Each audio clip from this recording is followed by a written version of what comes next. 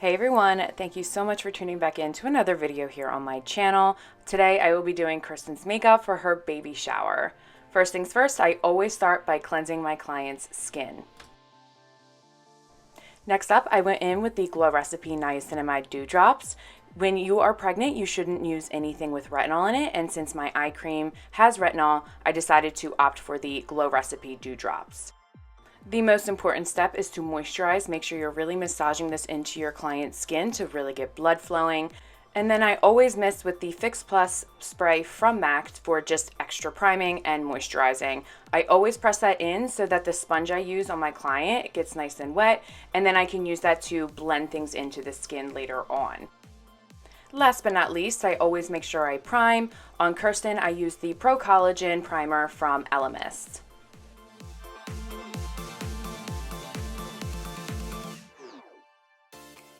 Now I know that a lot of makeup artists like to do foundation first and then concealer, but for me, I was just taught to do concealer first. I just feel like I have more control over dark areas and certain things that I want to cover.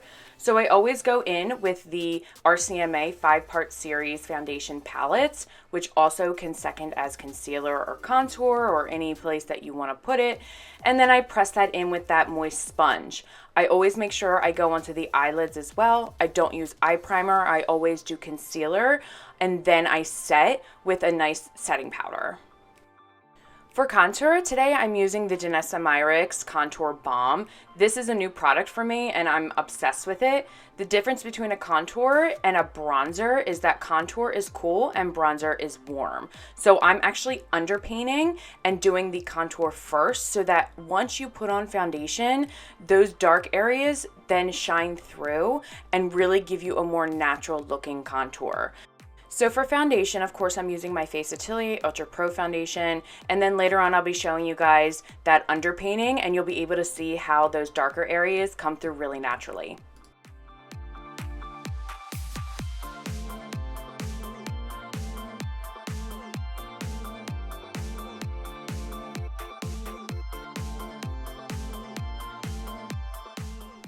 I always have so much fun with my clients. We are always laughing. Literally every one of my clients becomes my friends. After applying foundation with a brush, I make sure I go in with that wet sponge and press any excess product back into the skin. Make sure you're always building up your foundation in thin layers.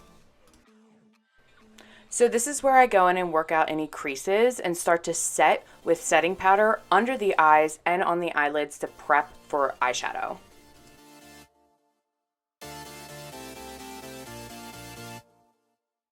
So I already did Kerstin's brows, and you can check out that video over on Chella Beauty's YouTube channel, but I'm just going over them with a little bit of brow powder from the Senna Brow Book.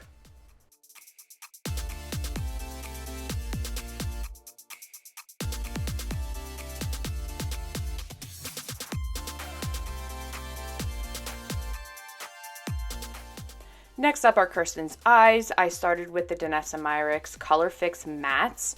These are creams that actually blend down to a more powder finish.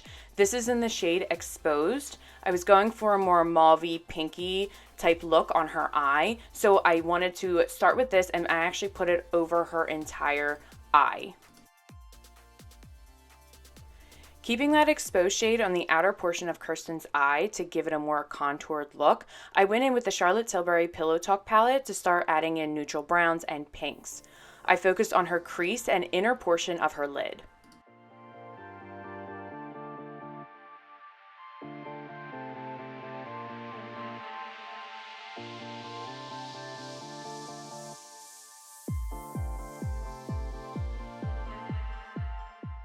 Next up, I went in with another Charlotte Tilbury palette. This one I just used the shimmer for the inner portion of her lid just to kind of brighten and finish off that contoured eye look.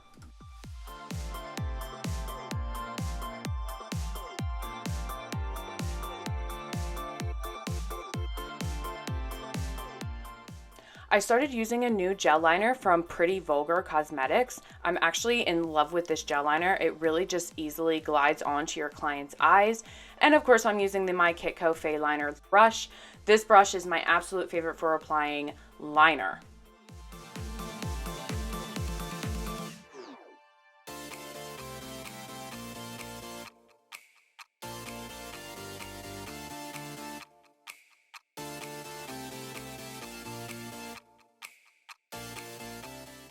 The easiest way to extend the wing on your client's eye is to just take a Q-tip and gently pull back towards the temple for a flawless wing.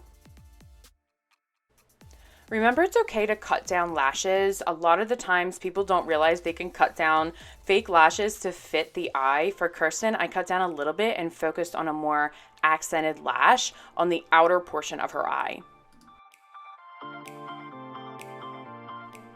Yes, we are still laughing, okay? I cannot. Next up, I went in with the StudioFix powder from MAC to just set the face and give a little bit more coverage. This is obviously very buildable. Make sure you talk to your client first and see how much of a coverage they want. Always make sure you're bringing face products down onto the neck and décolleté.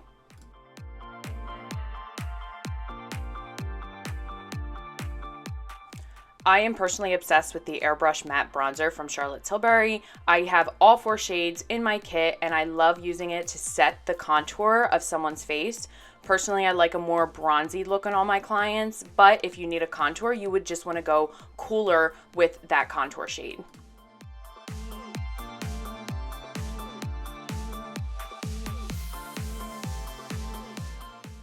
Next up is MAC Blush. I always mix my blushes together. I wanted a bit more of a bronzy shade for Kerstin, but still a little bit of blush goes a long way. When you're doing your lips, if you want longevity, you always want to make sure that you're layering on your lip products. A lot of the times I'll do liner and then lipstick and then maybe a little bit of powder and then maybe more lipstick and then more powder. It really depends on your client. It also depends on the condition of their lips, on the lip products. It's so many different factors that kind of factor into this. So on Kerstin, I did lip liner and I filled her entire lip in with it. And then I went in with a little bit of lipstick and powdered over top of that, followed by a matte lipstick. Just a little bit goes a long way. If you do too much, you're really going to start caking on the product on your client's lips, and you definitely do not want that. I, of course, finished off with a little bit of gloss though, just to give it a more glossy finish. All of the products that I'm using will be listed down in the caption, just because I feel like when I tell you guys in a video, it's really hard to write things down, so it's much better to see them. So they will all be listed down below. Make sure you're using disposables when you're putting on any kind of like mascara or lip product. Any kind of mucous membrane needs to have a disposable or to be cleaned immediately after. Adding just a small amount of highlighter to her high points. I love the ones from Tilbury and also from Tarte Cosmetics.